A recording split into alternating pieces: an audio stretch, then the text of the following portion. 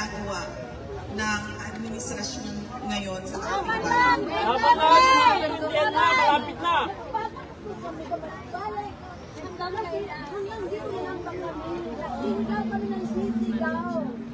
Bawal mapagod! Huwag kang mapagod. Huwag kang mapostrate. Nagsisigawan na.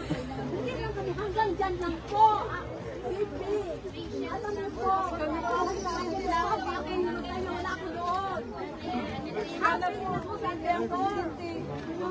So this is pain for us. It's pain for all of us. It must be illegal. There must be a pressure that President Marcos, please. BBM.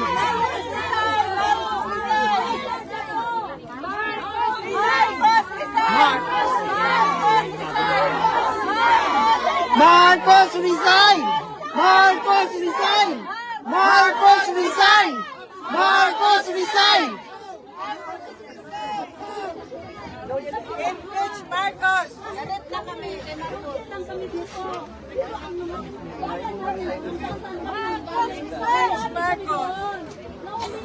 Marcos bangat! Marcos bakit ganon?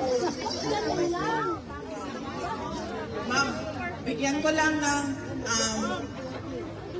bigyan lang kita ng some sort of explanation.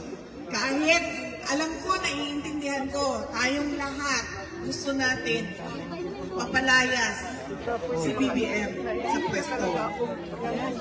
Kasi wala tayong nakikita pagbabago o pagtutuloy ng pagbabago na nasimulan ni dating Pangulong Rodrigo Duterte. Tama. Kaya ang rason kung bakit natin siya binoto. Pero ma'am, kahit man mapalayas natin ang adik na presidente natin, hindi natin mapapabalik si dating Pangulong Rodrigo Duterte. So, dalawang bagay po yun, ma'am. Kailangan natin mapadismiss ang kaso ni Pangulong Duterte at